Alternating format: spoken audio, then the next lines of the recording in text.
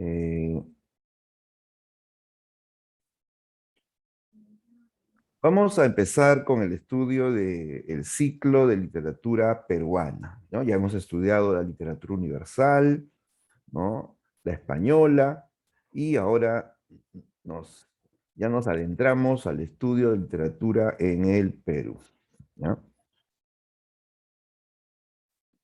Y lógicamente vamos a comenzar pues con el primer periodo, ¿no? Ten en cuenta pues que la literatura peruana tiene un proceso, ¿no? Una evolución, ¿sí? Tiene una etapa prehispánica, ¿no? Prehispánica, antes que lleguen los españoles. Tiene una etapa colonial, cuando estamos pues bajo el dominio de España, ¿no? Y tiene una etapa republicana, ¿no?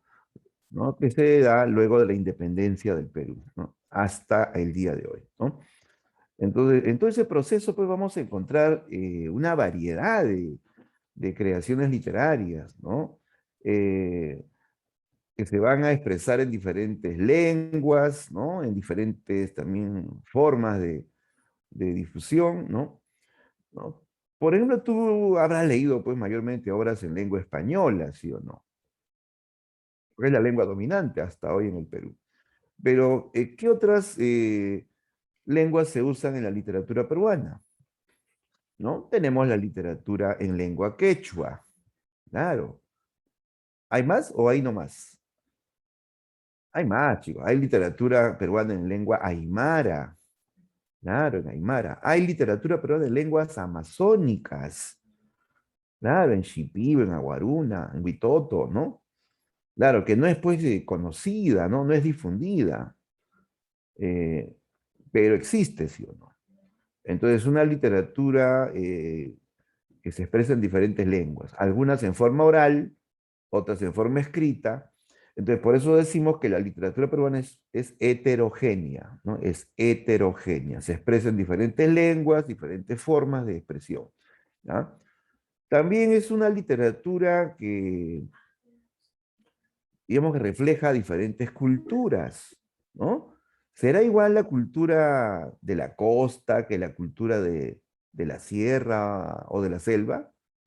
Definitivamente no, son culturas diferentes, cada una con su propia tradición, con sus propias costumbres, con sus propias creencias, ¿no? Entonces, es una literatura pluricultural, ¿ya? Pluricultural, ¿de acuerdo? Ya, eso entonces, digamos, es lo que, digamos, caracteriza en general, ¿no? A la literatura en el Perú, ¿ya? Es heterogénea y es pluricultural. Bien, vamos a empezar, chicos, hoy con el estudio de la literatura quechua, ¿ya? La literatura quechua en el Perú. ¿Ya? ¿Listos para empezar? Literatura quechua en el Perú. Bueno, pues esto tiene que ver, chicos, también con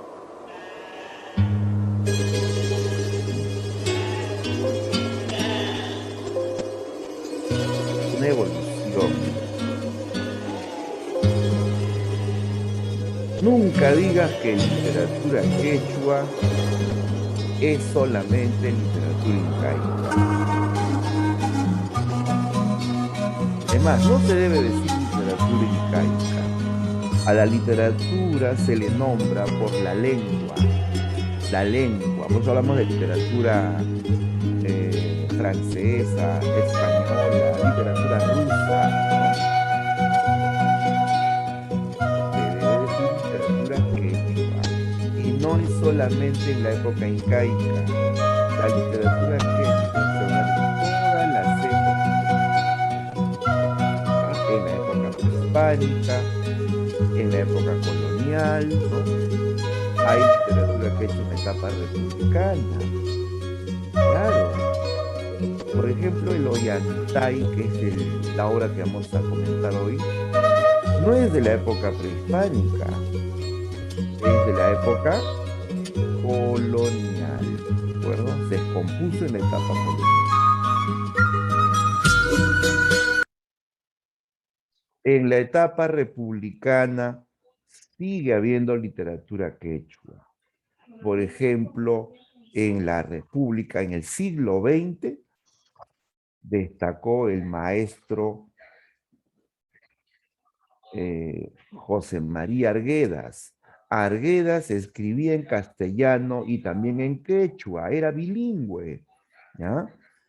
Él tiene libros de poesía escritos íntegramente en quechua.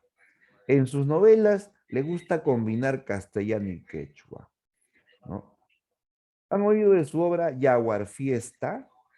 Yaguar Fiesta, note ese título, es una fusión. Fiesta es castellano, pero Yaguar es quechua. ¿Alguien sabe qué significa Yaguar? Traducido a castellano, ¿qué significa Yaguar?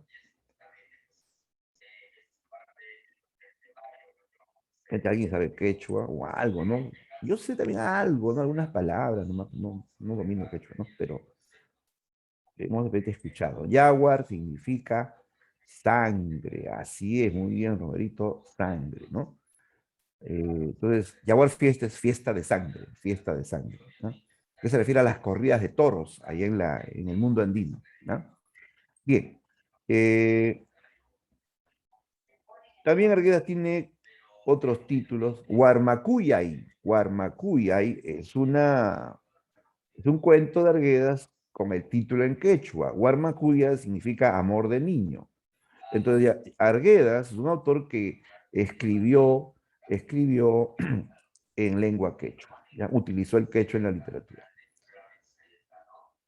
Y más adelante aparece este escritor que aún vive, se llama Pablo Landeo Muñoz, que en el año 2016 sacó un libro titulado Acupampa, Acupampa, ¿ya?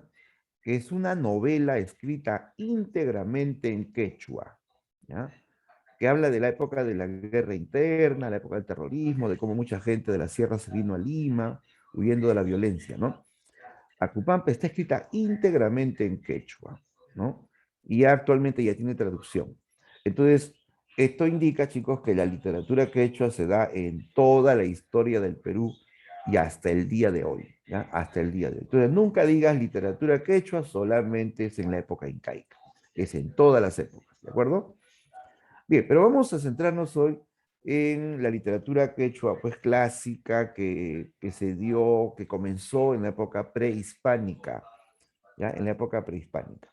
¿Ya? Y para eso tenemos que partir de esta base. Esta literatura quechua antigua, prehispánica, se basó en la cosmovisión andina. Cosmovisión. Cosmovisión es la manera particular de ver el mundo. O sea, cómo yo veo el mundo, cómo en este caso eh, los antiguos peruanos, ¿no? Veían el mundo, ¿no? ¿Y cómo era esa visión del mundo en el antiguo Perú? Era una visión pues mágica, una visión mítica, una visión religiosa, no la mirada racional occidental que tenemos actualmente, ¿no? Una mirada mítica, mágica y religiosa.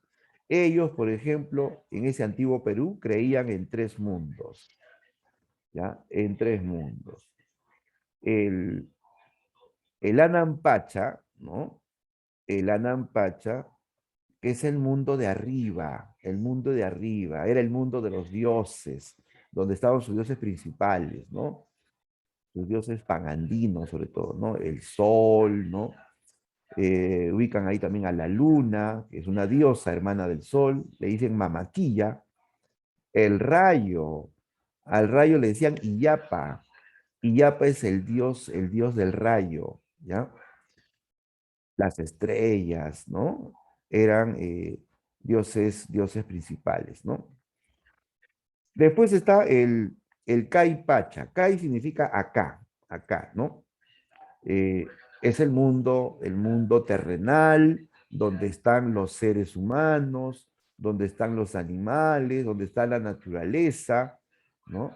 Es el mundo terrenal, ¿no? Y luego tenemos el Ukupacha. Ukupacha, Uku significa abajo, ¿no? O sea, el mundo de abajo, el mundo, digamos, subterráneo, ¿no? Es el mundo de los muertos, de los muertos, ¿no? Entonces, en total, pues se hablaba de tres mundos, ¿no? Tres mundos, que estaban conectados, eh, que tenían pues una serie también de seres sobrenaturales, ¿no? De tal modo que eh, la visión va a ser pues bastante mítica, ¿no? Por ejemplo, ellos a la naturaleza la divinizan, ¿no?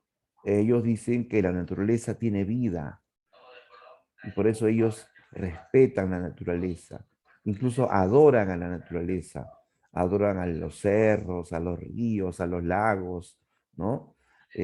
A ciertos animales como el puma, el cóndor, la serpiente, ¿no?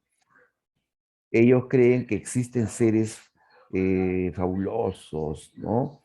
Que hay lugares hechizados, ¿no? Que existen seres como los jarjachas. ¿Han oído de los jarjachas? A ver, ¿alguien ha escuchado de los jarjachas? ¿Qué eran jarjachas?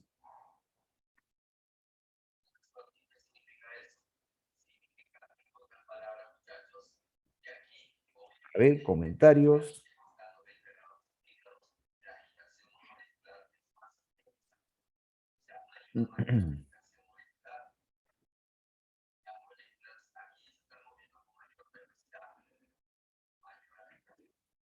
A ver, por ahí dice.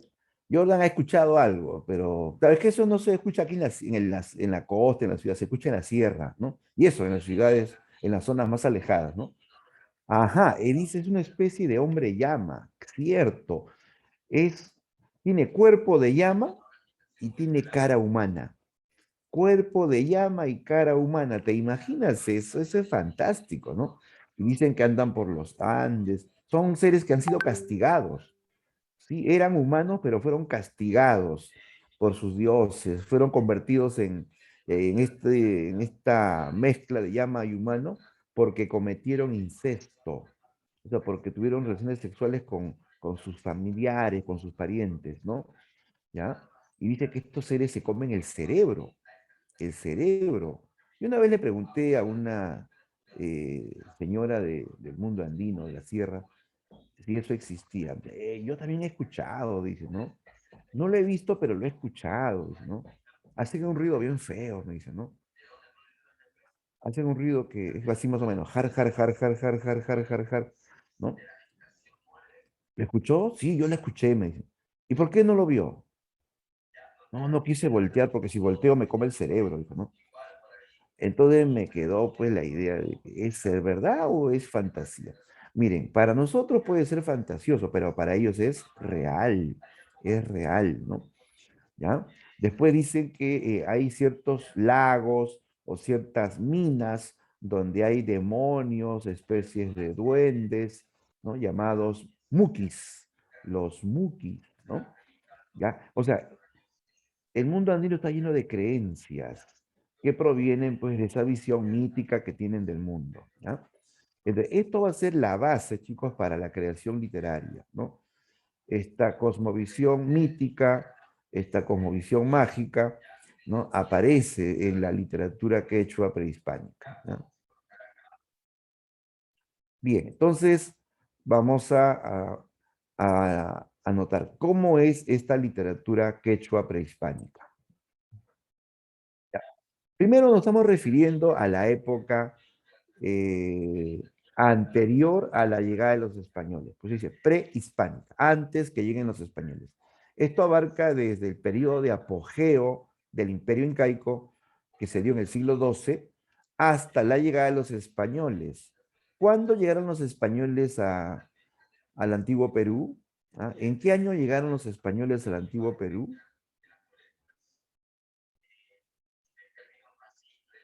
A ver, fueron los 1532, ¿cierto? 1532, siglo XVI, ¿no? Entonces, esta época prehispánica va desde el siglo XII hasta el siglo XVI. ¿Listo? Bien. ¿Cómo era la literatura antes que lleguen los españoles? Características, ahí está. En primer lugar, esta literatura quechua prehispánica era oral, ¿sí? Por la sencilla razón de que no tuvimos escritura. Claro, en esa época eh, se creaban las obras, ¿no? Hablando y transmitiendo de generación en generación, ¿no? A través de la palabra hablada. No teníamos escritura.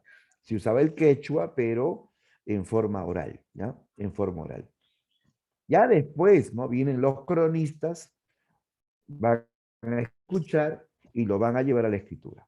Pero eso es después. En la etapa prehispánica todo era oral, ¿ya? Oral. ¿Qué más? La literatura prehispánica era anónima. Anónima, o sea, no se conocen nombres de los autores de las obras.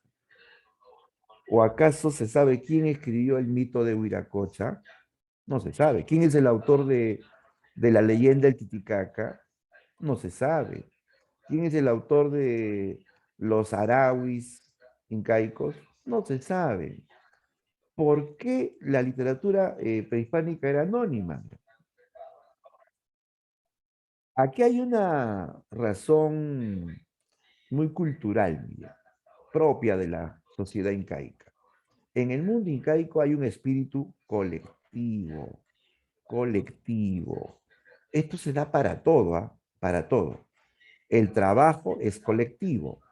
eh, los rituales son colectivos, las danzas eran colectivas, los cantos eran colectivos, la vida, chicos, era colectiva, ¿no? En esa época, eh, por ejemplo, si tú retrocedes a esa época, si tú te ibas a casar, el ayu, el ayu, o sea, todo el conjunto, toda la, todo ese pueblo te hacía tu casa. ¿Sí? Todo ese pueblo se juntaba para ayudar, para solidarizarse contigo y hacerte tu casa, ¿no? De colaborarte con, de repente hasta con la fiesta, ¿no? Igualmente era para hacer un camino, se juntaban y trabajaban en conjunto. Para sembrar la tierra, trabajaban en conjunto, ¿no? Todo era colectivo, chicos. Ese es el espíritu de la sociedad incaica. Entonces, cuando se creaba un canto, un mito, un poema, ¿no? No se permitía darle esa creación a una persona. Se decía, eso le pertenece al grupo, le pertenece al pueblo, al ayllu, ¿ya? Entonces, el colectivismo no permite autores, no permite autores, ¿ya? Entonces, la obra finalmente pertenece al ayllu, al pueblo, a la comunidad, ¿ya? Por eso que no se habla de autores en esta época, todo es colectivo, ¿ya? ¿Qué más? La literatura prehispánica fue agrarista. Agrarista porque estaba vinculada a la tierra y a la agricultura. Tú sabes que en la época incaica la principal actividad económica fue la agricultura, no la minería como lo harían luego los españoles, ¿no? Fue la agricultura, ¿no? Entonces, las obras de esa época se van a generar en torno al trabajo agrícola, ¿no? Cuando ellos trabajaban la tierra, ellos trabajaban alegres, ¿ya? Ellos trabajaban cantando, ¿sí? Todo lo contrario a la época colonial, ¿no? Donde el indígena trabaja triste, callado. ¿Por qué? Porque está explotado, ¿no? En cambio, en la época prehispánica, donde el indio es libre, donde es feliz en la comunidad, ¿no? Él trabaja cantando. Y, o sea, el trabajo, pues, era como una inspiración, ¿no? Para crear mitos, canciones, danzas también, ¿no? ¿Ya? Entonces, la literatura está vinculada a la tierra, que para ellos era todo. Para ellos la tierra era como su diosa también, ¿no? ¿Cómo le decían a la tierra, chicos, en esa época? En el mundo andino, ¿cómo le dicen a la tierra?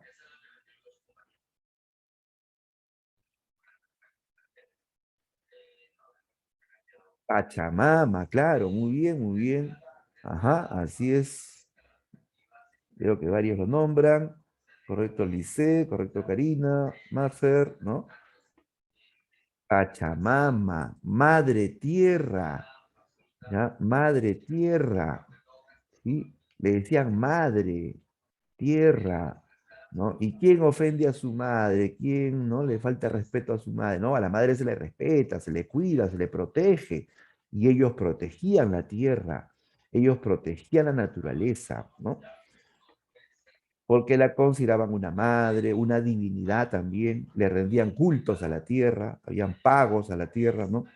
Entonces, la tierra va a ser un tema clave, ¿no? Para la creación literaria. ¿Qué más? En esta etapa también la temática de la literatura prehispánica es cosmogónica y panteísta. A ver, cosmogónica significa que habla del origen del mundo o el origen de todo. Cosmos es mundo, gónico es origen, ¿ya? Entonces, esta literatura habla del origen de todo lo que existe en el mundo.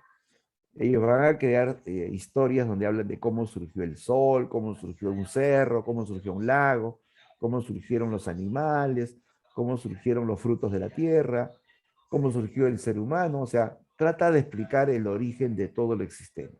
Eso es cosmogónico. Panteísta. A ver, pan significa todo. Teísta viene de teo, teo es Dios, o ser divino. El panteísta es esta creencia de que todo es divino, de que todo es Dios, ¿no? Y no lo confundas con politeísmo, ¿eh?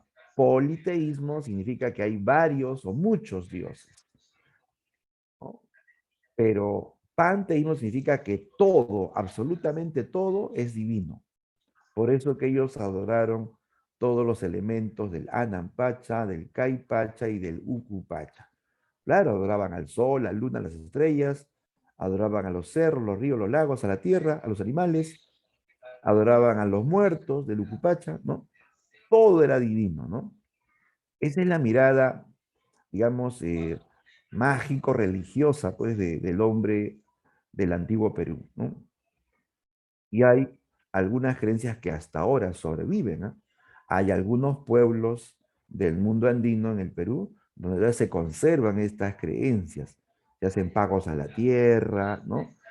Se hacen fiestas en honor, pues, a ciertos elementos de la naturaleza, ¿no? Y por último, la literatura prehispánica fue clasista, clasista, ¿ya? O sea, van a ver creaciones literarias según las clases sociales, ¿ya? Según las clases sociales. Tú sabes que la sociedad incaica tuvo principalmente dos clases sociales. En la pirámide social había nobleza y había pueblo, ¿correcto? Entonces va a haber literatura para cada clase social. Surge una literatura para la nobleza llamada cortesana, cortesana, ¿ya? Y una literatura para el pueblo llamada literatura popular, popular, ¿ya? Entonces, la existencia de literatura popular y cortesana indica que esta literatura era clasista, ¿ya? Clasista. En la literatura popular, por ejemplo, vamos a encontrar a una suerte de poeta, poeta llamado Arabicus. Arabicus, ¿ya? Él es el poeta que canta los sentimientos del pueblo. En la literatura cortesana, que es para la nobleza, aparece una suerte de maestro, de sabio, ¿no? De educador, ¿no? ¿Cómo le llaman al maestro en la época incaica? el que enseñaba, ¿no? A los hijos de la nobleza, sobre todo, ¿no? A ver, ¿se acuerdan o no? Claro, muy bien. La Mauta, ¿no? Entonces en la literatura cortesana aparece el Amauta. Él es el que enseña la historia, la religión, la moral, y va a crear también obras épicas, ¿no? Mitos, leyendas, fábulas, para educar, para enseñar a los hijos de la nobleza, ¿ya? Entonces, por eso se dice que fue clasista. Hubo literatura según las clases sociales, ¿no? ¿Listo? Muy bien. Ahora, en esta época, ¿qué tipo de obras se crearon en esta época prehispánica? Esto ahí nos lleva a pensar en los géneros, géneros que se cultivaron en la etapa prehispánica. Mira, principalmente se habla de dos géneros, el género épico y el género lírico, ¿ya? Épico y lírico. Profesor, ¿no hubo género dramático? ¿No hubo teatro? Bueno, se dice que sí, ¿no? Algunos cronistas dicen que sí hubo teatro, ¿no? Que ellos han rescatado información de que hubo teatro, pero solamente en el ámbito de la nobleza y en ciertas épocas de fiesta, ¿no? Se hacían especies de comedias y tragedias, pero como eso es algo que solamente se representa teatralmente, ¿no? No está pues en textos escritos y recuerda que no hay escritura en esa época, entonces no había forma pues de conservar eso, ¿no? No hay tampoco algo, una prueba, digamos, ¿no? Física, ¿no? Se dice que hubo teatro, ¿no? Pero no hay pues evidencias, digamos, ¿no? Físicas, ¿no? Pero sí vamos a dar evidencia de las obras épicas y líricas, ¿ya? A ver, en el género épico, tú sabes que el género épico reúne a todo tipo de relatos, de narraciones, ¿ya? La épica en este periodo va a ser cultivada por el amauta, el maestro, el sabio, especie de filósofo de la época incaica, ¿no? Los amautas van a generar y a transmitir mitos y leyendas, ¿ya? Mitos y leyendas. También algunas fábulas, pero mayormente mitos y leyendas. ¿Cuál es la diferencia entre un mito y una leyenda? Digamos que se parecen porque ambos tienen elementos fantásticos, ¿no? La diferencia es que el mito tiene base religiosa, ¿ya? El mito tiene un fondo religioso, tiene que ver con sus creencias y con sus dioses, ¿de acuerdo? Los protagonistas de los mitos mayormente son dioses. Claro, el mito es un relato fantástico de fondo religioso que sirve para explicar el origen de algo, el origen de algún elemento del universo, ¿ya? Pero por más fantasioso que sea, los hombres de aquellos tiempos lo creían, lo aceptaban como verdadero, como real. ¿Por qué? Porque tenía que ver con sus creencias, con su religiosidad. ¿Ya? En cambio, la leyenda es un relato que tiene una base histórica y a eso se agrega elementos fantásticos. ¿Ya? Una leyenda es mitad historia, mitad fantasía. Y los personajes suelen ser humanos, ya no dioses. ¿No? ¿Ya? A ver, ejemplo. Ejemplo de mito, tenemos este relato, el mito de Kuniraya y Huiracocha. O perdón, Kuniraya, Huiracocha y Cabillaca. ¿Ya? El mito de Kuniraya y Huiracocha y Cabillaca. Que lo vas a encontrar en una colección de mitos eh, que se, que se titula, lo voy a escribir, ¿ya? El libro que se escribe ya en la etapa colonial se titula Dioses y Hombres de Huarochirí, ¿ya? Dioses y Hombres de Huarochirí. Ese es el libro de mitos quechuas, ¿ya? Esto lo escribe un sacerdote cusqueño llamado Francisco de Ávila en la etapa colonial, ¿ya? Cuando ya el quechua tenía escritura. Este señor, eh, Francisco de Ávila, que era sacerdote cusqueño, escuchaba a los indios sus historias de dioses, sus mitos, y él lo va a escribir en quechua, ¿ya? En quechua. Y este es el libro máximo de la mitología quechua. Esto es algo así como la Biblia regional de los incas, ¿ya? Porque ahí habla del origen del mundo y de sus diferentes dioses, ¿no? ¿Ya? Entonces, dentro de este libro está este relato llamado Cuñirraya, Huiracocha y Cavillaca. Aquí cuenta que Huiracocha o Cunirraya Huiracocha era un dios muy poderoso, ¿no? Capaz de crear elementos de la naturaleza solamente hablando, ¿no? Hablando, ¿no? ¿Ya? Él creó el universo, él ordenó el mundo y también él va a tener aventuras. Sí, aquí nos hablan especialmente de el amor del dios Huiracocha por por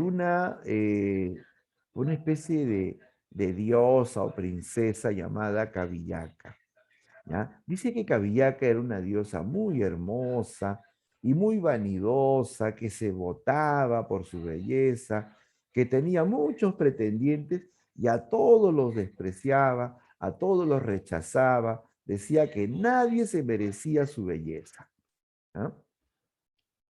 Hasta que de ella se enamoró Huiracocha. Huiracocha la vio de lejos y se quedó impresionado.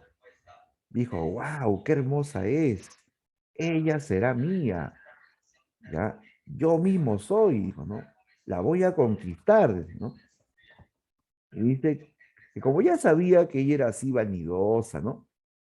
Huiracocha se transforma en un pájaro, ¿no? Y va volando hacia ella. Ella estaba descansando al pie de un árbol de lúcumas, ¿no? Viracocha se posa sobre una lúcuma, picotea y deposita su simiente, ¿no? ¿Ya? Y hace caer la lúcuma. Cabía cabe la lúcuma dura y se lo come, ¿no? Se lo come, ¿no? Sin saber que se estaba comiendo la simiente de Huiracocha, ¿no? Pasan los meses y le crece el vientre. Y ella pues se asusta. ¿Qué me ha pasado? ¿Por qué estoy embarazada? Pero si yo no he estado con ningún hombre, no, así no vale, ¿no? Era una virgen embarazada, ¿no? Se completan los meses de gestación y nace una niña. Nace una niña y no se sabe quién es el padre. Ella deduce que ha sido un dios que la ha fecundado, ¿no? Cuando la niña ya tenía más o menos un año y ya sabe gatear y comienza a hablar, ¿no? Eh, Cavillaca decide encontrar al padre de su hija. Así que mandó llamar a todos sus pretendientes, a todos esos dioses o huacas que la pretendían. Mandó a decir que iba a elegir a uno de ellos como esposo. Y todos los dioses van pues con sus mejores trajes, todos así trajes de oro, coronas de oro, brazaletes de oro, todos impresionantes, ¿no? Y también acude Huiracocha. Cuniraya Huiracocha se presenta eh, con apariencia así pues de pordiosero, todo mísero, andrajoso eh, y hasta piojoso, ¿no? Era el más indigno de todos los pretendientes, ¿no? Y todo el mundo lo botaba fuera de aquí, piojoso, le decían, ¿no? Entonces, Cavillaca aparece con su hijita en brazos y le dice a todos, ¿no? Poderosos huacas, uno de ustedes sembró su semilla en mí y ha nacido esta niña. Mi hija va a gatear y a quien se le acerque es porque él es su padre y con él me casaré, ¿no? Ya, pues las huacas se prepararon, ¿no? Todos listos para recibir a la niña, ¿no? y ponen a la niña en el suelo, comienza a gatear, y adivinen a quién se le acercó. Precisamente a Huiracocha. Al pordiosero, andrajoso, lleno de piojos, a él se le acercó, ¿no? Huiracocha contento, pues carga a su hija, ¿no? Se alegra de que su hija le haya reconocido como padre, ¿no? Él estaba contento, en cambio que estaba pues avergonzadísima. Ella gritó, no, he tenido, he tenido la hija de un pordiosero, de un piojoso, devuelven a mi hija, dijo, ¿no? Y le quitó la niña, le insultó, le llamó piojoso nuevamente y se fue corriendo, ¿no? Así avergonzadísima, ¿no? Viracocha ya no soporta tanto desprecio, ¿no? Decide volver a su apariencia real, porque él no era un pordiosero, pues, ¿no? Llega y pronto se transforma en un apuesto mancebo, alto, atlético, con su traje de oro que brillaba como el sol, ¿no? Y él dijo, ahora sí me vas a querer, dijo, ¿no?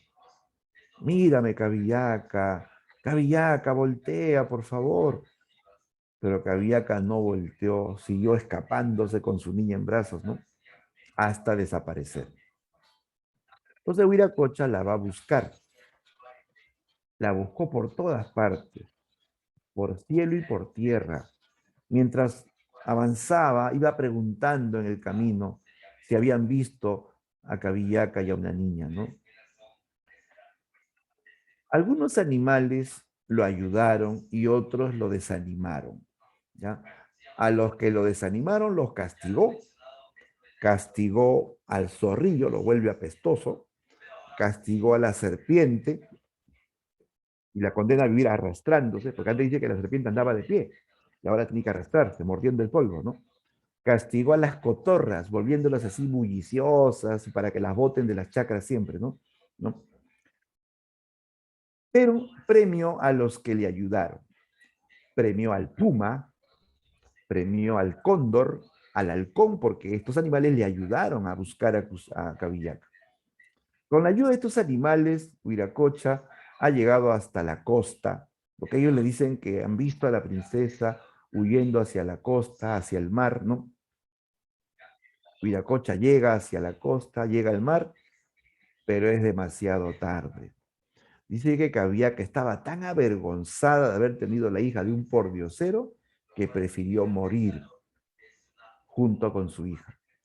Dice que llegan hacia un acantilado y se avienta al mar, ¿no? Se avienta al mar, ¿ya?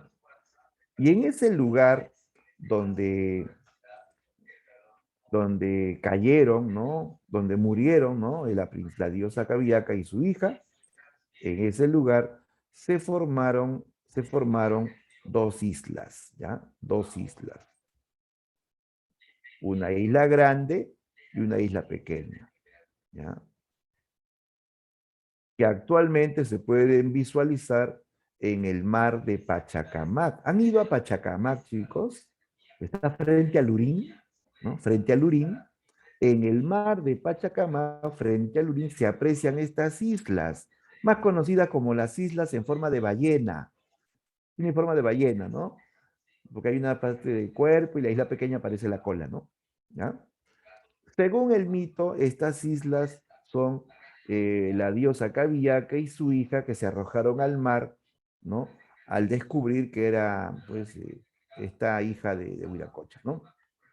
Ya, como te das cuenta, el mito es un relato fantástico, te habla de dioses, de diosas, y sobre todo busca explicar el origen de, de algún elemento de la naturaleza, ¿ya? Ese es el mito, ¿ya? Esto es lo más fascinante de la literatura prehispánica, los mitos. Y aparte están las leyendas, que es mi historia, mitad fantasía, las fábulas, ¿no? Que te hablan de animales, que hablan, y al final tiene una enseñanza, ¿no? ¿Cómo se llama la enseñanza de la fábula? ¿No? Tiene un nombre específico, ¿no? ¿Qué es lo que tiene toda fábula al final? ¿No?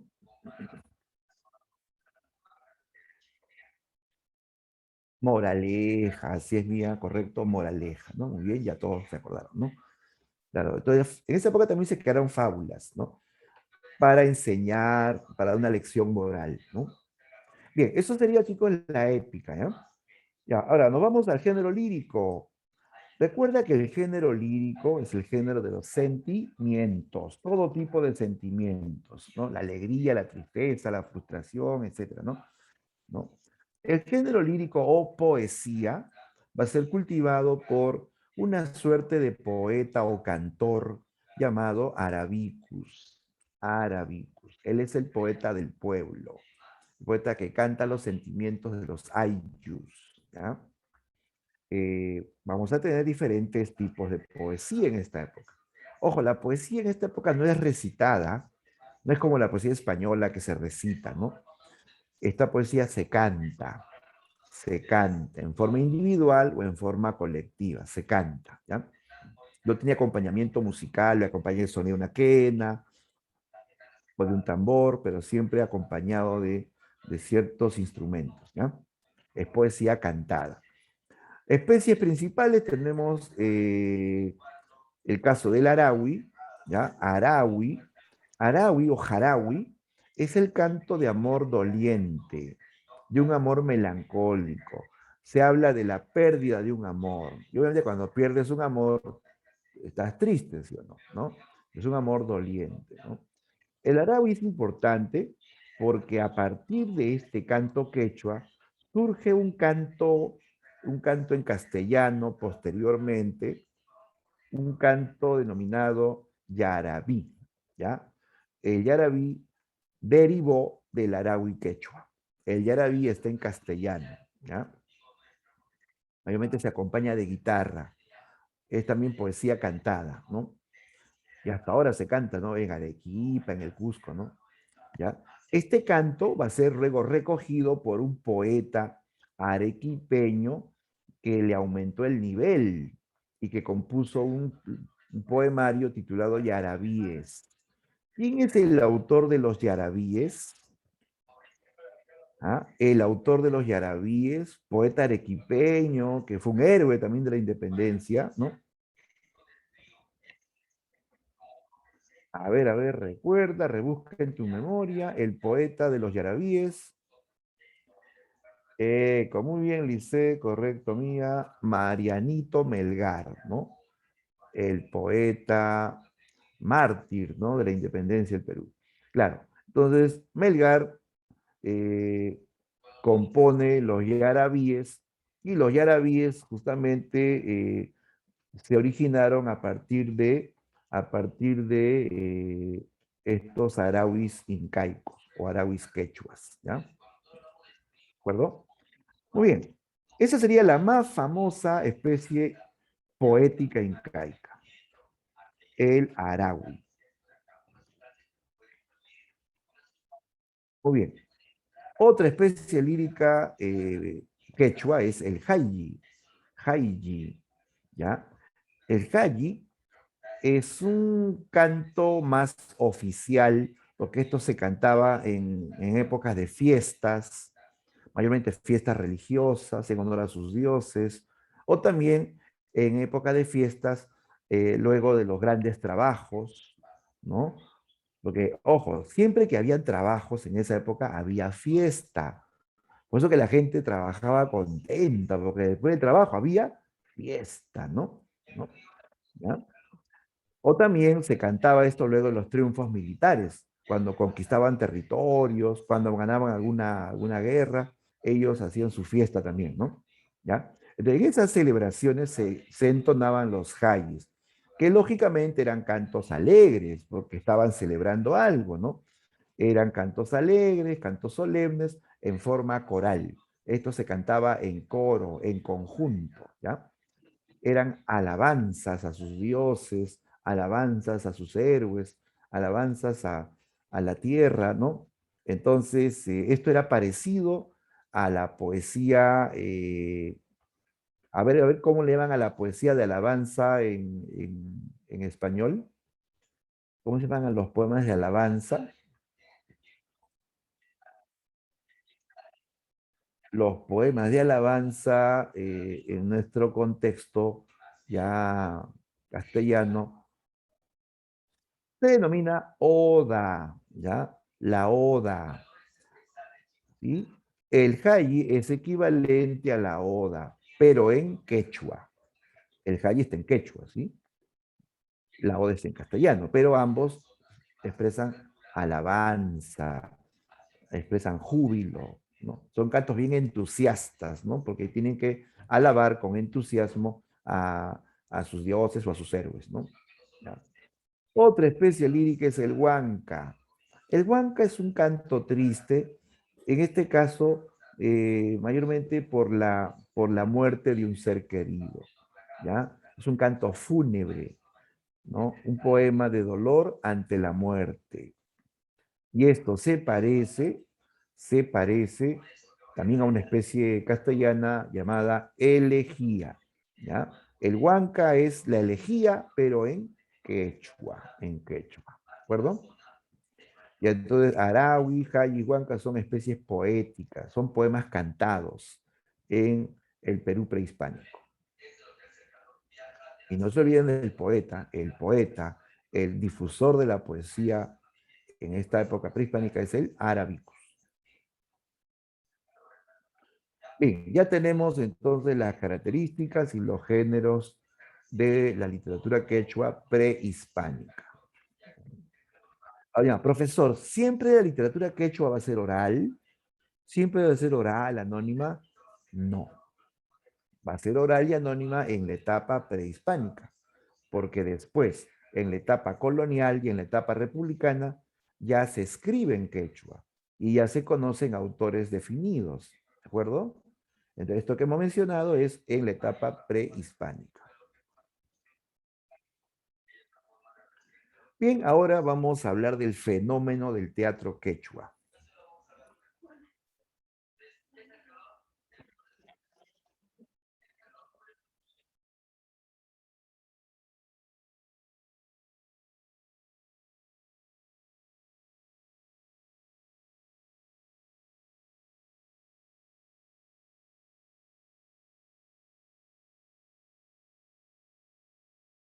Continuamos. Hablemos del teatro quechua colonial. Mira, habíamos dicho que hubo teatro en la época incaica, pero no se tienen, pues, evidencias, digamos, ¿no? Físicas. Pero sí vamos a tener evidencias físicas del teatro quechua en la etapa colonial, ¿ya? Cuando ya vienen los españoles, cuando invaden, nos conquistan, cuando nos someten, ¿no? Cuando somos colonia de España, ¿ya? En esa época colonial se va a desarrollar el teatro quechua, ¿ya? Ya, ojo que los españoles imponen su cultura, su lengua, su religión, pero no van digamos, a eliminar la producción quechua. O sea, continúa habiendo literatura quechua. Claro que en menor proporción, porque más predomina la literatura en castellano, ¿no? Con las crónicas. Pero se va a desarrollar todavía el teatro quechua. A ver, el teatro quechua colonial se desarrolla desde mediados del siglo XVII, ¿ya? Eh, donde diversos autores escribieron, ojo, escribieron obras dramáticas en lengua quechua, pero siguiendo el modelo del teatro español del siglo de oro. Lógico, éramos colonia de España, y cuando una es colonia, se rige pues al modelo de la cultura dominante, ¿no? En este caso la cultura española. Entonces se hace teatro quechua en la etapa colonial, pero siguiendo los modelos del teatro español del siglo de oro. ¿Quiénes van a ser, digamos, los maestros? Los españoles, pues en este caso, españoles que hicieron teatro en el siglo de oro, ahí recordamos pues al famoso Lope de Vega, ¿no? A Calderón de la Barca, a Tirso de Molina, ellos hicieron teatro en el siglo de oro, ¿no? Entonces, se hace teatro en el Perú siguiendo estos moldes del teatro español, ¿ya? Pero ojo, este teatro es en quechua, pero con toda la estructura del teatro español. A ver, obras quechuas, obras del teatro quechua en este periodo. Tenemos el caso de El pobre más rico, ¿ya? Que es un drama escrito por Gabriel Centeno. Ya ves que hay autor y esto ya está escrito. ¿Ah? Uzcapaucar es también un drama quechua, en este caso de autor anónimo. En este caso sí es anónimo, se desconoce el autor, ¿ya? Pero está escrito en quechua. El Ollantay o Apu Ollantay es el drama quechua más famoso. También es anónimo, ¿no? Es anónimo, pero está escrito en quechua. Por acá tenemos otra. El hijo pródigo. El hijo pródigo es un auto sacramental, o sea, es teatro religioso, basado en un pasaje bíblico, ¿no? Es famoso, pues, esta parábola del hijo pródigo, ¿no? ¿Sí? Es una historia bíblica, pero que va a ser escrita en quechua y llevada a teatro, ¿ya? A teatro. Esto lo escribe el cusqueño Juan Espinosa y Medrano. Juan Espinosa y Medrano, más conocido como el Lunarejo, ¿ya? Entonces, todas estas son obras de teatro escritas en quechua, pero siguiendo moldes o estructuras del teatro español del siglo de oro. Bien, hablemos de la obra más famosa, chicos, del teatro quechua. El drama Ollantay, ¿ya? Drama quechua anónimo, ¿ya? A ver, veamos aquí la información de la obra Ollantay. Ya, en buen caso, género. ¿A qué género pertenece? Género dramático. O sea que esta obra se representa teatralmente, ¿no? Se representa teatralmente, ¿ya? O sea, fue escrito para ser visto en un teatro. Claro que se puede leer y se puede contar, ¿no? Pero esto fue escrito para ser visto en teatro, ¿ya? Ahí se ve su, su belleza, ¿no? En todo su esplendor, ¿no? ¿Ya? Ahora, este drama está escrito en verso, ¿ah? En verso, ¿ya? Y con predominio del verso octosílabo. Pregunto, ¿este verso octosílabo nace en el Perú o viene de España? El verso octosílabo. El octosílabo viene de España, es españolísimo. Eso lo usaron los poetas, los dramaturgos españoles, tanto de la Edad Media, del siglo de Oro, ¿no? ¿Ya? Este verso es español, ¿ya? Ollantay está escrito en verso mayormente octosílabo y con rima consonante, rima perfecta, ¿ya? Entonces, escrito en quechua, en verso, ¿no? Así es la versión original, ¿ah? De repente tú tienes en tu biblioteca un Ollantay en castellano, en prosa, escrito de corrido, ¿no? Eso es una adaptación, pues, ¿no? La versión original está en verso y en quechua, ¿ya? El autor es anónimo, ¿no? Hasta el día de hoy se sigue diciendo que es anónimo, aunque se especula, no es un dato comprobado, solo se especula, que pudo ser, el autor pudo ser el padre cusqueño Antonio de Valdés. ¿Ya? Él es un sacerdote cusqueño, mestizo, que publicó una versión dramática de Ollantay donde puso su firma. ¿Ya? Entonces de ahí se sospecha, se especula que él pudo ser el autor. Pero el problema es que después surgieron otras publicaciones parecidas, ¿ya? Otras versiones dramáticas de Ollantay, y esto pues generó pues nuevamente la duda de que esto que escribió Valdés no es pues la versión original, sino una copia, ¿no? Una copia de un original que se desconoce el autor. Entonces, él solamente queda como un copista, el que hizo la copia. Así como en el mío sí, ¿se acuerdan? El mío sí también es anónimo y tuvo un copista, el copista Perabat, ¿no? Igual pasa acá. El oriental es anónimo y Antonio Valdés hizo la primera copia de la versión original. Entonces, por lo tanto, la obra sigue siendo anónima, ¿no? Anónima, ¿no? La lengua original, el quechua, ya lo sabemos, después se traduce. ¿Ah? Actualmente está traducido a muchos idiomas. Hay Ollantay en castellano, hay Ollantay en inglés, hay Ollantay en alemán, en ruso. ¿Te imaginas Ollantay en ruso? Hay Ollantay en ruso, pero la versión original es en quechua.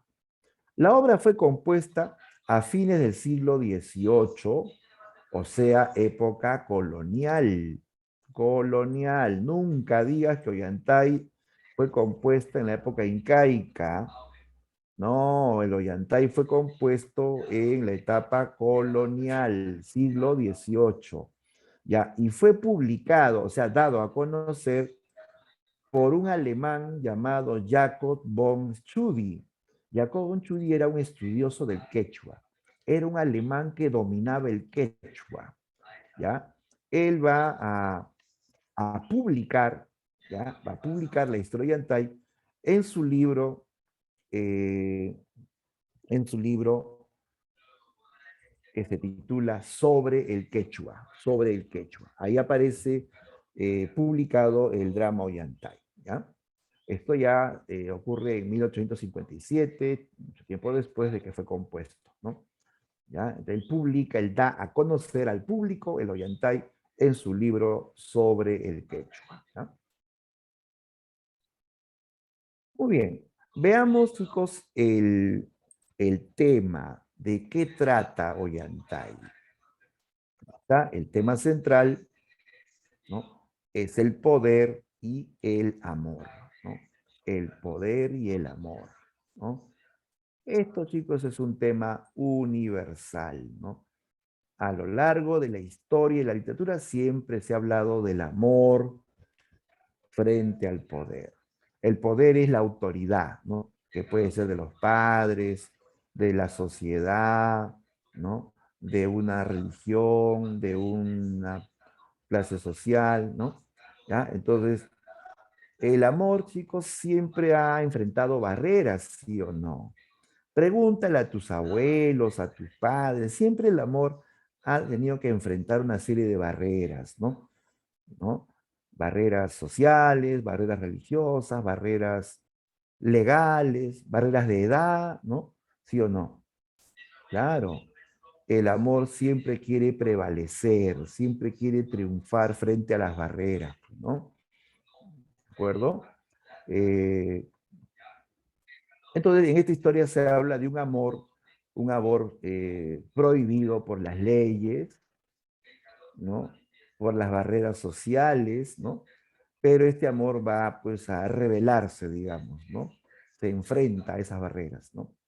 El poder está representado, en este caso, por los incas, que son las autoridades máximas, ¿no? ¿No? Un poder inicialmente en contra de este amor eh, que desafía las leyes, pero también luego encontraremos un poder que sí va a comprender y va a aceptar esta relación. ¿Ya? Entonces, el eje temático es el poder y el amor. Ya, veamos la historia. El argumento del drama Ollantay. Ya, a ver, atención, atención, y vamos citando aquí a los personajes. ¿No?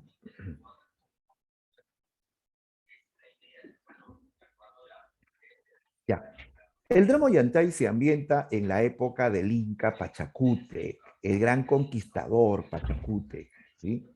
Pachacútec representa el poder, la autoridad, la ley, ¿no? El Inca Pachacútec tiene como heredero al príncipe Tupac Yupanqui. Él va a ser su sucesor cuando él muera, ¿no? Tupac Yupanqui. Ellos representan dos tipos de poder. ¿Ya? Pachacuti representa el poder autoritario, rígido, inflexible. Tupayupanqui va a representar el poder magnánimo. ¿Qué significa magnánimo?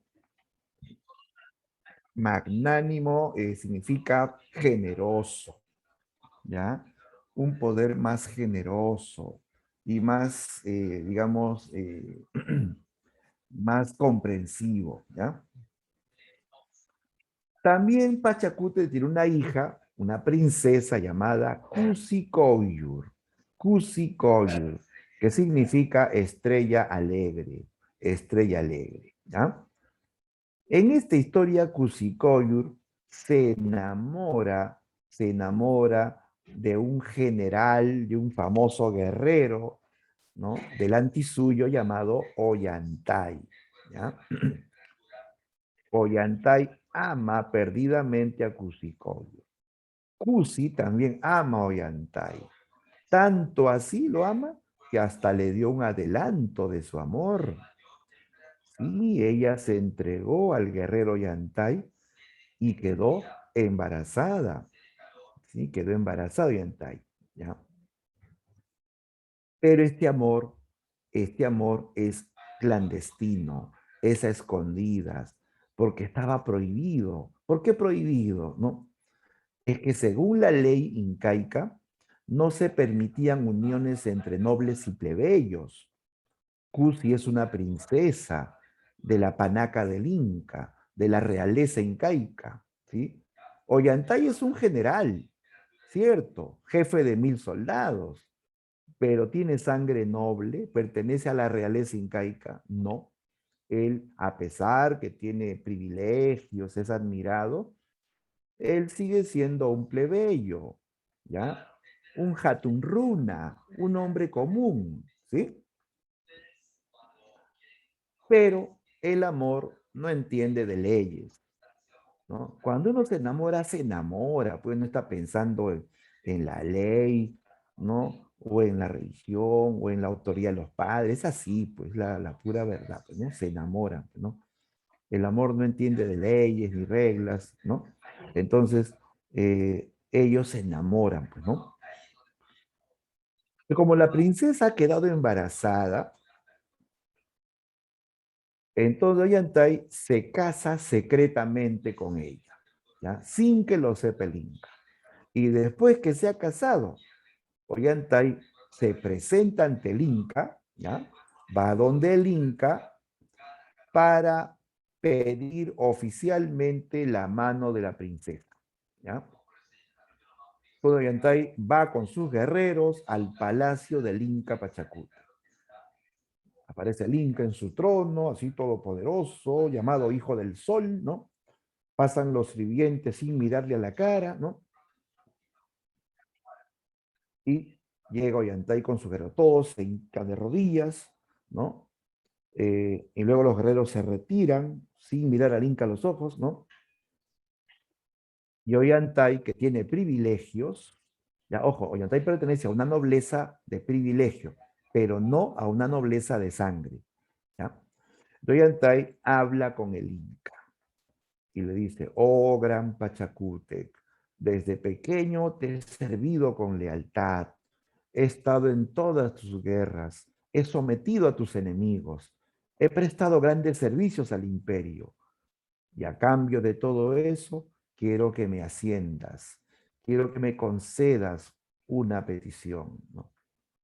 Y Pachacute le dice, Ollantay, yo sé de tu lealtad, yo sé de tus servicios, por eso yo te aprecio, por eso estoy dispuesto a compartir mi cetro contigo. ¿Quieres pedirme algo?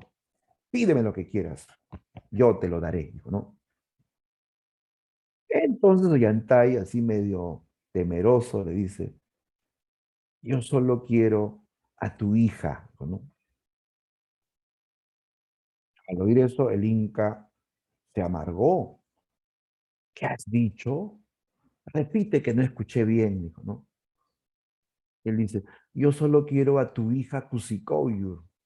Y el Inca se levantó asadazo de su trono y le dijo, no, pides demasiado, no te la daré. Recuerda quién eres. Eres plebeyo y te quedarás así. No te atrevas a mirar tan alto. No te atrevas a acercarte a Kusikoyur.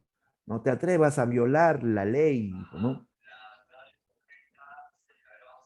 Pachacute lo desprecia, lo rechaza, le ha recordado que él es un plebeyo, le ha dicho que no se atreva a violar la ley, ya la había violado hace rato, ¿no? A esa ley, ¿no? Entonces, Pachacútec impone la ley y prohíbe la relación, porque Ollantay no pertenece a la nobleza de sangre, ¿no? Ollantay quedó humillado, ¿no? Le dice, entonces, si no me concedes a Cusicoyul, manda que me quiten la vida. ¿Para qué vivir sin Cusicoyul? Dice. No, tú tampoco decides eso. Eso lo deciden los dioses. Ollantay, ¿acaso has perdido el juicio? Vete, Ollantay, vete. No me mires más a los ojos y vete de aquí. Dijo, ¿no? El Inca lo expulsa de su palacio. Ollantay se va así todo triste, humillado. Regresa a su tierra, el Antisuyo. En el Antisuyo, Ollantay le cuenta a sus amigos que el Inca lo ha despreciado, que lo ha botado del palacio, ha prohibido la relación. Poco después llega al Antisuyo el personaje gracioso de esta historia. Aparece en escena Piquichaki, Piquichaki, ¿no? Que se traduce su nombre como pulga de los pies. Piqui es pulga, Chaki es pies, ¿no? Pulga de los pies, ¿no? Ya pues, Piquichaki, que es el sirviente gracioso, llega al Antisuyo trayendo noticias para Ollantay. Y ella viene corriendo, pues, ¿no? Y le dice, señor, señor, malas noticias. Dice, ¿qué pasa, fiel amigo Piquichaki? ¿Qué noticias me traes? Señor, el Inca ya lo descubrió todo.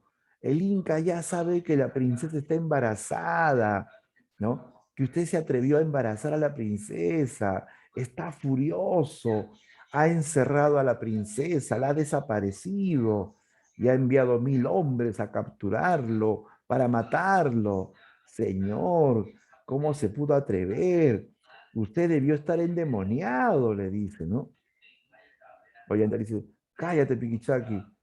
¿Tú qué sabes? Le dice, ¿no? Y él le responde, yo solo sé que el Inca lo va a matar. Ha enviado 1000 hombres para capturarlo, ¿no? Cuando Ollantay se entera que el Inca ha castigado a la princesa, que la ha encerrado en un templo y que ha enviado 1000 hombres contra él, Ollantay decide iniciar la rebelión. Ollantay se levanta, levanta a su gente, ¿no? Contra el imperio, ¿no? Ollantay dice, Cusco querido, desde hoy eres mi enemigo. Levantaré a mis tropas, ¿no? Y haré correr ríos de sangre por tus calles, ¿no? Y a ti, Pachacute, que te atreviste a despreciarme, a ti te arrancaré el corazón y se lo daré de comer a los cóndores, ¿no? Así comienza la rebelión con esta arenga, ¿no? La rebelión de Ollantay contra Pachacute. Ya. Pero ojo que Ollantay no se revela por ambición de poder. No es que él quiera ser el nuevo Inca, que quiera el poder absoluto. A él no lo mueve la ambición de poder. ¿Qué lo mueve Ollantay, chicos? ¿Ah? ¿Qué es lo que mueve a Ollantay para rebelarse?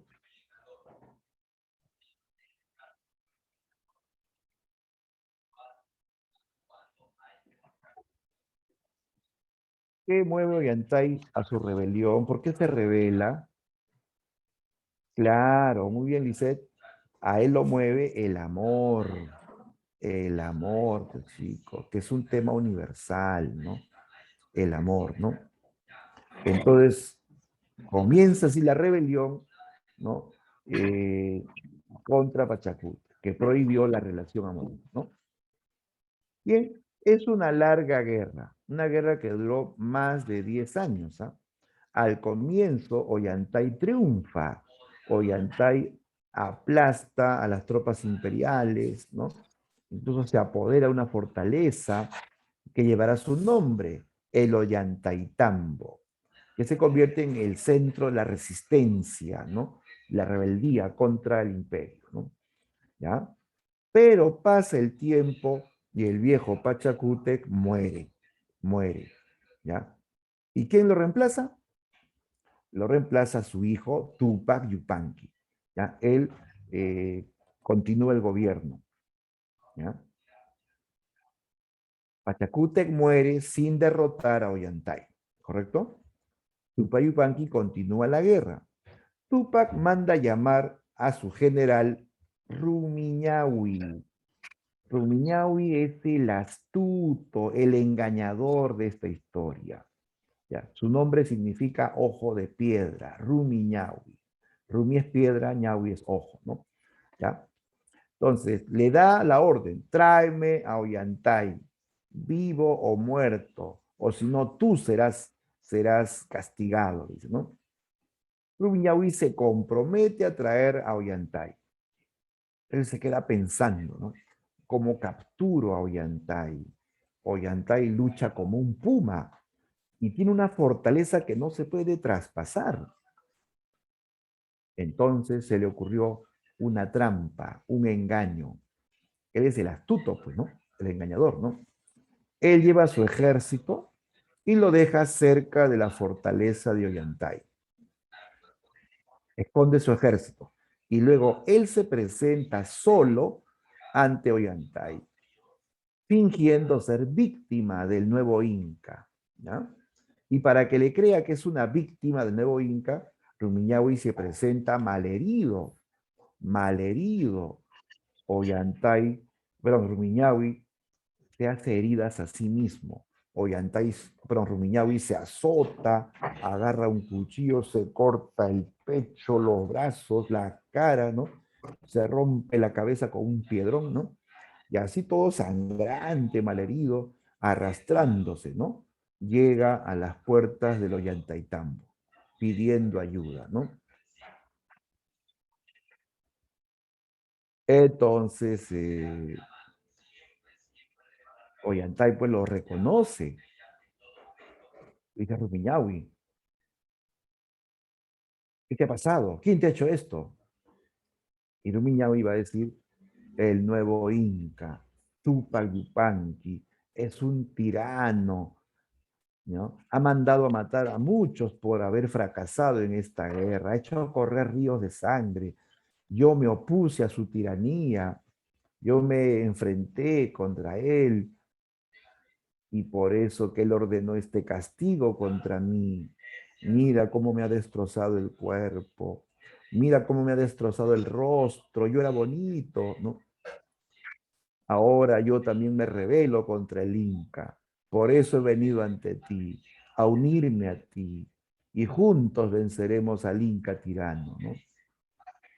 Ollantay, al verlo así tan mal herido, le creyó, pues, ¿no? Le creyó, cae en la trampa, no sospecha que esto es un engaño, ¿no? Y lo recibe en su fortaleza, ordena que le curen sus heridas, que le den de comer, de beber, ¿no? Y se vuelven aliados, ¿ya? Aliados. Todo esto coincide con una fiesta, la fiesta en honor al sol. ¿Cómo le llaman, chicos, a la fiesta en honor al sol que hasta ahora se celebra en el Cusco? ¿Ah? La fiesta del sol. Claro, así es, muy bien, el Inti Raymi, ¿no? Se va a celebrar el Inti Raymi en el Ollantaytambo, en la fortaleza de Ollantay, ¿ya? Entonces Rumiñahui, el astuto, el vivo, aprovecha esta fiesta para capturar a Ollantay.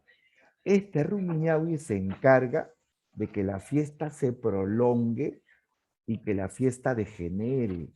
Rumiñahui se encargaba de repartir esos licores espirituosos que bebían los incas, esa chicha de jora bien fermentada que embriaga, mezclada con coca y ayahuasca. Cuando pasaron 3 días de celebración, todos los que celebraban estaban, pues imagínate, estaban durmiendo ebrios, ¿ya?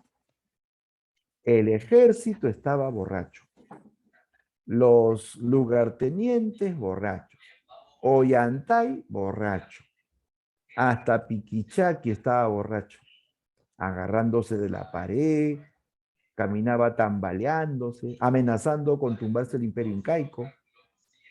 Todos estaban embriagados. Entonces Rumiñahui aprovecha que todos duermen embriagados, ¿no? Y sin que lo vean, abre las puertas de la fortaleza y da la señal, la orden para que ataquen. Y entran las tropas imperiales, ¿no? Y aplastan a los rebeldes. Capturan a Ollantay y a su lugarteniente Orco Guaranca, ¿ya? Así cayó Ollantay por una trampa, ¿no? Del astuto Rumiñahui, ¿no? Jóvenes, esta táctica que ha usado Rumiñahui es conocida, esto de entrar a la fortaleza y luego desde dentro abrir las puertas y entra el ejército y ganan los que invaden la fortaleza, ¿no? ¿A qué historia nos recuerda?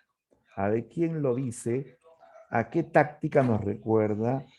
Bien, Cristian, el caballo de Troya. Esta es la táctica del caballo de Troya. A una pregunta, ¿los incas conocían la historia de Troya? ¿Ah? ¿Conocían la historia de Troya? ¿Se piratearon la película acaso? ¿No? No, pues no había forma de conocer la historia de Troya. No había contacto entre el mundo incaico y el mundo occidental, ¿no? No había contacto. La historia de Troya la trajeron los españoles, ¿no? En la etapa colonial. Entonces, en este caso vemos que esta escena es análoga, tiene analogía con la táctica de Valle de Troya. ¿Por qué? Porque Ollantay es una obra compuesta en la etapa colonial, donde ya se conoce la historia de Troya. Por eso que hay esta analogía, esta coincidencia, ¿no? Porque es colonial, ¿no? Bien, Ollantay ha sido capturado por esta treta de Rumiñahui y ahora lo llevan prisionero al Cusco para ser juzgado por el nuevo Inca, ¿ya? Rumiñahui llega al Cusco encadenado, ¿no? Cosa rara porque en el Imperio Incaico no habían cadenas, ¿no? Y ya pues, él va a ser juzgado por el Inca. Por haberse rebelado contra el imperio, lo normal, lo común era la pena de muerte. La pena de muerte, ¿ya? Tupac ordena que se cumpla la pena de muerte. Le pide a Rumiñahui que decida cómo morirá Ollantay, ¿ya? ¿Cómo lo van a matar? Rumiñahui propone que sus propios hombres lo lapiden, ¿ya? O sea, que le tiren piedras, que lo maten a pedradas, y luego que las tropas imperiales lo rematen con flechas, ¿no? Así iba a morir Ollantay, ¿no? Apedreado y a punta de flechas, ¿no? Pero antes de eso, Tupac le pregunta a Ollantay, ¿por qué te rebelaste? ¿Y qué va a decir Ollantay? Claro, él va a decir, por amor. El Inca dice, ¿por amor? Él no entiende esa respuesta, ¿no? Entonces se le acerca al oído su sacerdote, Wilcauma. Wilcauma, que significa cabeza sagrada, ¿no? Wilcauma le habla al oído al Inca. Él le pide que perdone a Ollantay, que el imperio ha soportado muchos años de guerra, de violencia, de muerte, y para que se restituya la armonía, tenía que haber perdón, ¿no? Perdónalo, dijo. Si tú lo perdonas, él será tu más leal vasallo y el pueblo te va a adorar, el pueblo te va a llamar magnánimo, ¿no? Y Tupac se queda pensando, ¿no? Él recién comienza a gobernar. Él quiere, ¿no? Que su pueblo lo aclame, pues, ¿no? Y que retorne también la armonía al imperio, ¿no? Entonces, ante la sorpresa de todo, ante el asombro, Tupac termina perdonando a Ollantay, ¿ya? Lo libra de la muerte. Oye, eso es histórico, eso es realista.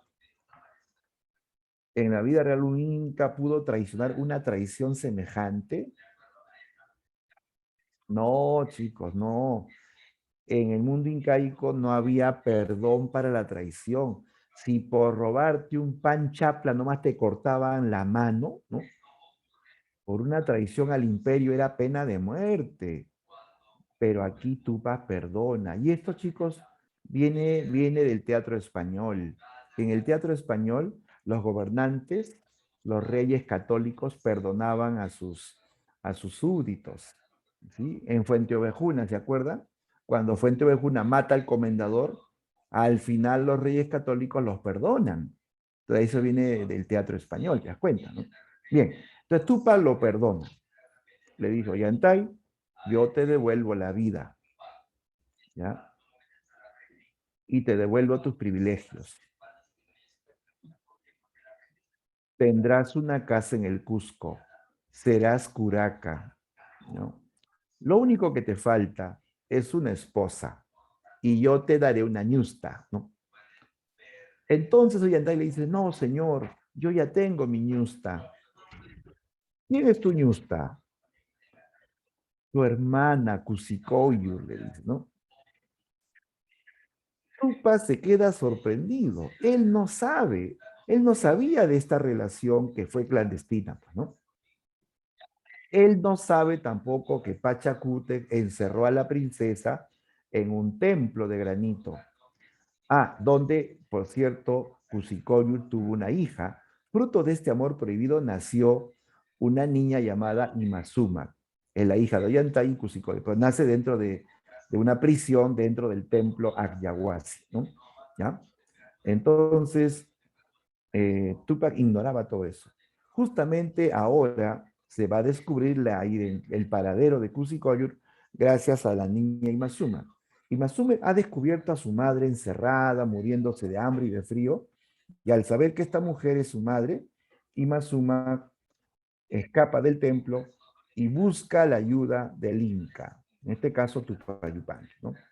Cuando él está nombrando Curaca Ollantay en el palacio, llega Imazuma, entra al templo, pregunta por el Inca y corre hacia él, se abraza de sus tobillos, llorando, le dice, oh gran señor, salve a mi madre que se muere de hambre y de frío en una prisión de granito, no deje que se muera, sálvela. Tupa le pregunta, ¿quién es tu madre? Mi madre es la princesa Kusikoyur, que ha sido encerrada durante años en un templo, ¿no? ¿Quién le ha hecho eso? ¿Quién es ese tirano que ordenó ese castigo? Y él dice, fue tu padre, el Inca Pachacútec. Entonces Tupac decide rescatar a la princesa, ¿no? Ollantay se queda mirando a la niña que se parece bastante a su madre, ¿no? Y entonces él pide a Tupac, ¿no? Que le permita ir, pues, ¿no? Y así todos van pues al Akyahuasi, el templo donde está prisionera Kusikoyo. Tupac ordena que liberen a la princesa, ¿ya? Y sacan a la princesa así toda moribunda, débil, la traen de los brazos, ¿no? Está muy débil, está muy enferma, ¿no? Ha sido maltratada durante más de 10 años, pues, ¿no? Entonces, Ollantay la reconoce, Kusikoyu, ella es mi amada Kusikoyu, dice, Kusi también levanta el rostro y lo queda mirando. Ollantay, por fin se acaba mi tristeza, veo a mi amado Ollantay. Y ante la sorpresa, el asombro de todos, Tupac Yupanqui va a permitir la unión, ¿ya? Él ha perdonado a Ollantay y ahora permite la unión del plebeyo y la princesa. Dice Ollantay, eres afortunado, hoy recuperaste la vida, ahora recuperas a tu esposa. Te ordeno que vivas con ella, te ordeno que la hagas feliz. Vive también con esta niña, que desde hoy será la niña de mis ojos. ¿Te das cuenta? Tupaipán es el generoso, el que permite, el Inca buena onda, ¿sí o no? ¿No? Va a permitir la unión entre Ollantay y Cusicoyo. Final feliz. Ahora pregunto, ¿este final feliz es realista? O sea, pregunto, en la época incaica, ¿un Inca pudo permitir la unión entre un plebeyo y una princesa? ¿Tú crees que pudo pasar eso? ¿Qué dices? No, ni a balas, ¿ah? No, no, no. Los incas eran clasistas, sus leyes eran así. rígidas. No se permitían uniones entre nobles y plebeyos, ¿no? Este final, chicos, no es realista. Es un final ficticio, es un final, digamos, anhelado por el que compuso la obra, pero no es realista. Este final feliz viene del teatro español también. En los dramas españoles, las obras tienen desenlaces felices, ¿no? Claro, por ejemplo, en Fuente Ovejuna, el pueblo se libra, el pueblo se salva, ¿no? El rey los perdona, los protege. En La vida de sueño, Segismundo se reconcilia con su padre, ¿no? Entonces, esos finales felices vienen del teatro español, ¿ya? El Tollantay es una obra que tiene el tema incaico, la lengua quechua, pero tiene toda la herencia del teatro español. No solamente el verso octosílabo, está también la división en tres actos, la presencia del gracioso viene del teatro español, ¿ya? Claro. A ver, en el drama Fuente Ovejuna hay un gracioso que se llama Mengo, Mengo. En La vida de sueño también hay un gracioso. ¿Alguien se acuerda cómo se llama el gracioso de La vida de sueño? Bueno, no es un personaje principal, secundario, pero... Ah, bien, Cristela, excelente. Se llama Clarín. Clarín, ¿no? Claro. Entonces, el gracioso viene del teatro español. Y en Ollantay vemos al gracioso Piquichaqui. Todo esto es herencia española. Lo del caballo de Troya, lo del final feliz, el perdón, todo eso viene del teatro hispano, ¿no? ¿Ya? Entonces, una obra quechua, pero escrita en la etapa colonial con influencia del teatro español, ¿ya? Del siglo de oro. ¿Listo? Bien, amigos, ahora sí, visto ya todo este desarrollo teórico, vamos a la práctica, ¿ya? A ver, todos con su material, vamos a enfrentarnos a la práctica. Ya. A ver, no sé si hay alguna pregunta o comentario sobre lo tratado. ¿Todo claro, chicos? Para ya ir a la práctica, pues, ¿no? ¿Sí? Ah, ya, qué bueno, listo. Entonces, veamos la práctica dirigida.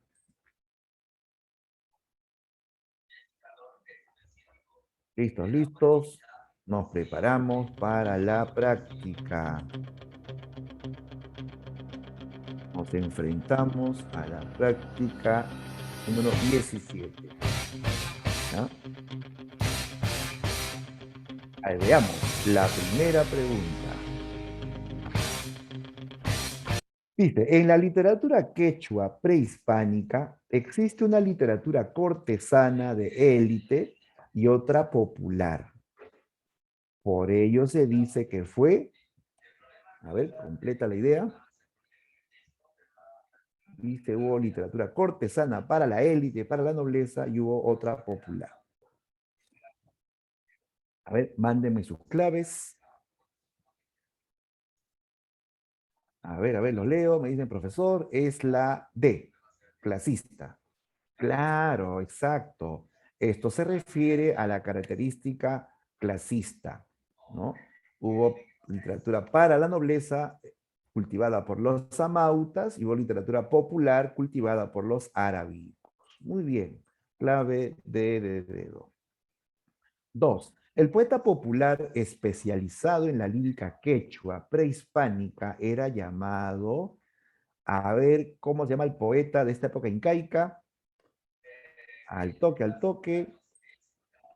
Bien, la E, profesor, claro, Arabicus. Él es el poeta, ¿no? Un poeta oral, un poeta del pueblo en la época incaica, ¿no? El Arabicus. Y este es más o menos como en Europa, chicos, ¿no? ¿Se acuerdan que en la época griega habían los aedos? Los aedos eran poetas, ¿no? Que compusieron las obras en forma oral. En España estaban los juglares, ¿no? Los juglares y los trovadores, ¿no? Que también componían en forma oral. Igualmente, en el mundo incaico, el Arabicus transmitía la poesía en forma oral, ¿no? Muy bien, sigamos. Pregunta 3. En la lírica quechua prehispánica existió un canto oficial de tono entusiasta para exaltar a sus dioses o sus triunfos. Dicha expresión era denominada y podría ser comparada con la, dice que es un canto oficial entusiasta en honor a sus dioses y a sus triunfos. A ver,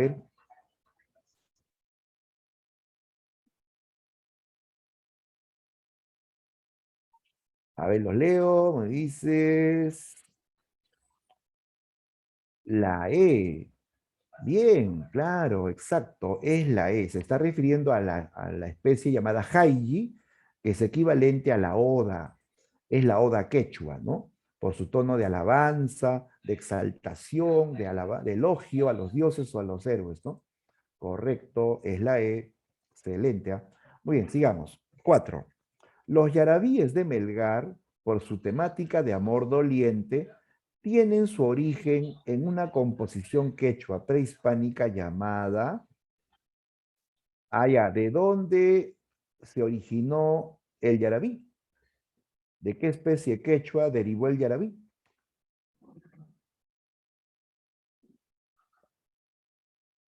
Respuesta. A ver, los leo. Me dices la B. Ajá, la B dice Araui, claro, correcto. La clave es la B. Los Arauis son poemas quechuas de amor doliente. Igualmente, los yarabíes hablan de amor doliente, pero en castellano. ¿Ah? Esa es la diferencia. El yarabí está en castellano. En cambio, el araui está en quechua. Respuesta B de Bemba. Sigamos. 5. Dioses y hombres de Guarochirí constituye. A ver, ¿te acuerdas? Eso dijimos que era un libro de mitos. Era un libro de mitos en quechua. A ver, completa la idea. Dioses y hombres de Guarochirí constituye.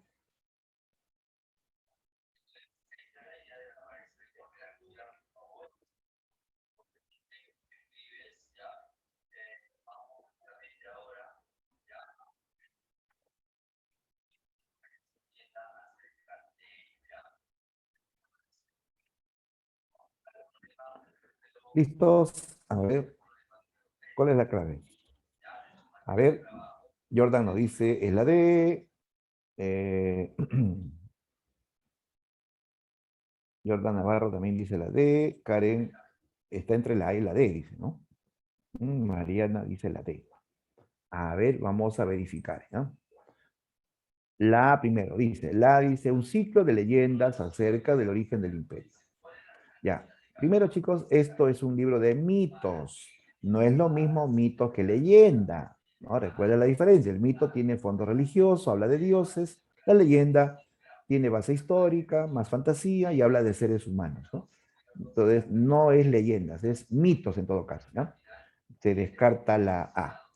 Ya, la otra opción que dice la mayoría es la B, o la D, perdón, D, dedo. Constituye una Biblia regional de los incas sobre la genealogía de sus dioses. Eso es cierto. Dioses y Hombres de Guachirí es un libro de mitos que es equivalente a una Biblia regional porque aquí habla del origen del mundo, así como en el Génesis, ¿no? De la Biblia cristiana, ¿no? Y habla de, en este caso, sus dioses, que eran muchos, pues los dioses incas, ¿no? La genealogía de los dioses, sus diferentes dioses y sus historias, ¿no? Eh, de cada uno, ¿no? Entonces, esa es la clave, ¿ah? La D. Listo, muy bien. 6. En la época prehispánica, eran considerados relatos sagrados por su fondo religioso, estaban vinculados a sus dioses o creencias para explicar la creación de los elementos del universo. ¿A cuál se refiere? Respuesta, Bemba, muy bien. El mito. Aquí están definiéndonos al mito. Siempre el mito es un relato fantástico, pero de carácter sagrado. ¿Por qué sagrado? Porque tiene que ver con su religiosidad, con sus dioses. Y para ellos sus dioses son sagrados, pues, ¿no? ¿Ya? Muy bien. B de beso. Listo. 7. Sobre el drama Ollantay, marque la alternativa incorrecta. Una es incorrecta.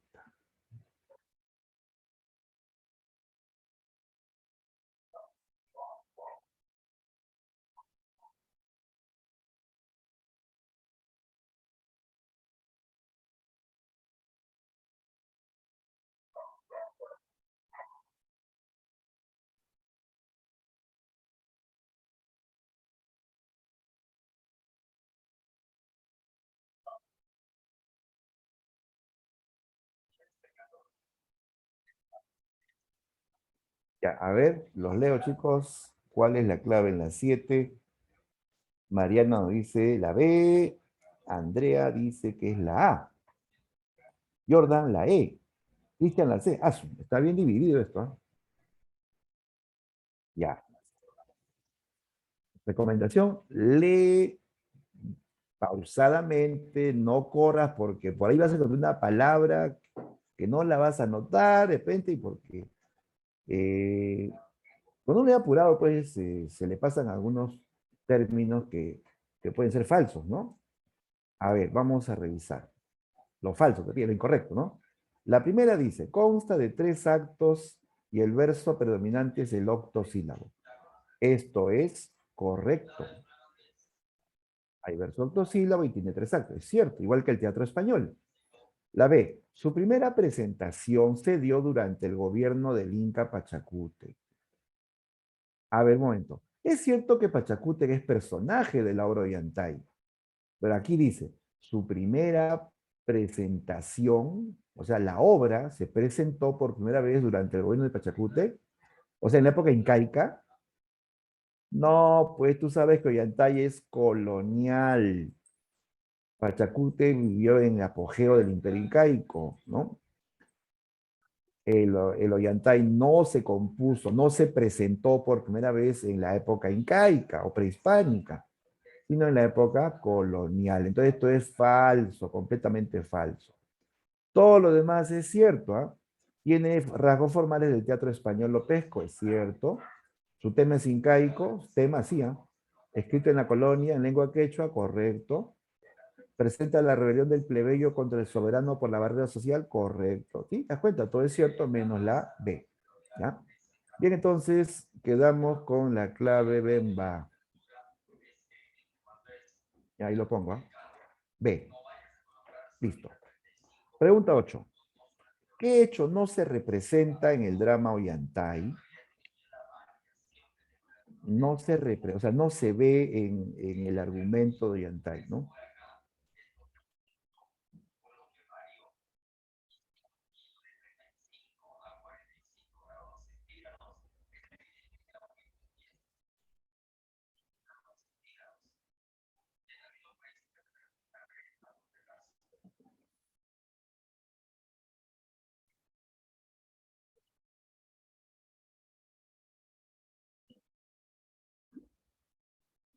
¿Listos? A ver, ya tenemos respuestas.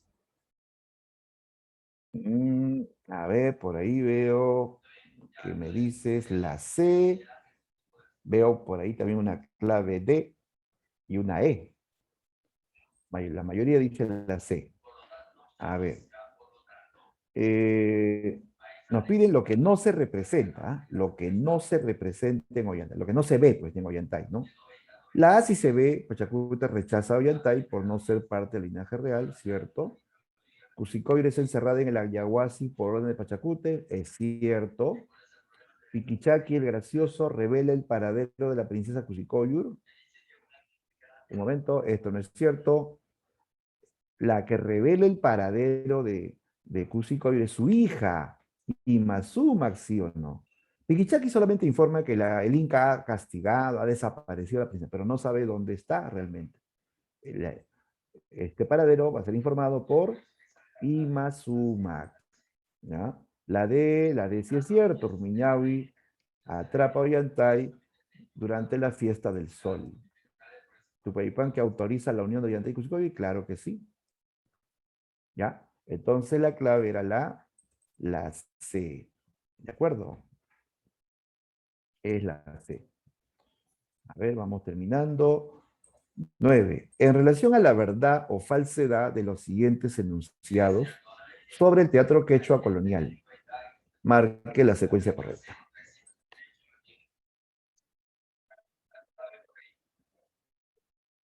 A ver, tienes un minuto para dar la clave, ¿ya?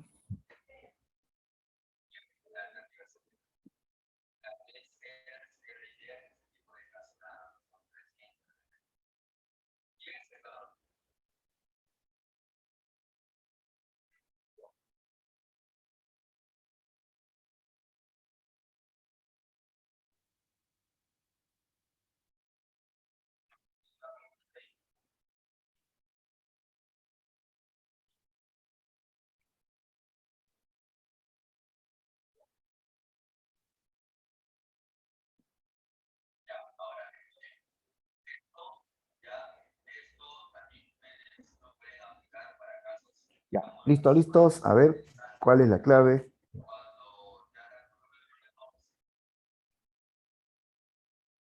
Bueno, aquí tienen que tener mucho cuidado porque como son cuatro enunciados, ¿no? Ahí tiene que ser preciso, pues, ¿no? Basta que una no le atines y ya sale otra clave, ¿no? A ver, vamos a verificar, ¿ya? Dice, uno, se desarrolla desde la invasión española, siglo XVI, hasta la independencia. La pregunta no es sobre el teatro, ¿ah? O sea, ni bien llegan los españoles, ya se hace teatro quechua. No, pues chicos. Hay un proceso. El teatro comienza a desarrollarse a mediados del siglo XVII, cuando ya la colonia está bien instalada. No es que llegan los españoles y ya al toque se hace teatro, no, pues no. Ya habíamos dicho que el teatro quechua comienza en el siglo XVII, ¿ya? Esto sería falso. Dos, se compuso en forma oral basándose en la cosmovisión religiosa incaica. El teatro quechua colonial se basaba en la cosmovisión religiosa incaica. A ver, ponte a pensar que ya en este tiempo están los españoles. Ya los españoles han traído el catolicismo, ¿no? Ya los españoles han traído toda su cultura, ¿no? Su técnica teatral.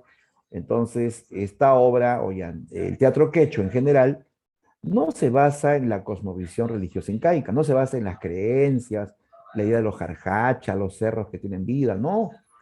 Más bien hay una fusión, hay un mestizaje cultural. El catolicismo mezclado con las creencias eh, indígenas, ¿no? Autóctonas, ¿no? Y hay un mestizaje cultural. Además, en esta época el teatro no es oral, el teatro es escrito. O sea, la composición original es escrita, ¿no? Y luego se teatraliza, pues, ¿no? Entonces, no es oral, es escrito y no se basa en la cosmovisión incaica, sino ya tiene influencia española, ¿ya? Porque somos colonia de España, ¿no? Las obras teatrales siguieron modelos del teatro español del siglo de oro, claro, esto sí es correcto. Se crearon piezas teatrales con fin doctrinario para catequizar a los indios. Claro, por ejemplo, El Hijo Pródigo es una obra teatral en quechua, pero que busca adoctrinar, catequizar, evangelizar a los indios sobre la fe católica. ¿Ya? Esto sí es cierto. ¿Ah? Muchas obras de esta época al inicio eran para evangelizar a los indígenas sobre el catolicismo. ¿Ya? Y luego tienen otros temas también, ¿no? El amor, las guerras, ¿no? Bien, entonces sería falso, falso, verdadero, verdadero, ¿ya? Clave correcta, la A de avión, ¿ya? Esa es la respuesta. Ya, y aquí te voy a colocar una pregunta reto, ¿ya? Esta es una pregunta deco, así como preguntan en la San Marcos, ¿no? Ya, esta es una pregunta desafío para todos, ¿ah? Dice, en relación al siguiente fragmento de Ollantay, marque la alternativa que contiene la afirmación correcta. Ya, basado en este fragmento, ¿ah? Ya, a ver, leamos el texto, dice. Habla Ollantay. Ollantay dice, aquí tienes mi mano, alza. ¿En qué parte te han puesto Rumi así? Bajo mi techo, ¿quién te ha traído? Y a presencia mía, te haré dar ropa nueva. De mi pecho el puro afecto apreciarás un día. Pero ¿cómo has caído en el desamparo? Ya, esta es la escena en que Rumiñahui se presenta malherido ante Ollantay, y Ollantay pues se sorprende y siente pena, ¿no? Y dice que él lo va pues a proteger, lo va a ayudar, ¿no? Ya, entonces ya asociando esto con el episodio eh, de este encuentro de Ollantay y Rumiñahui, ¿cuál de estas es correcta?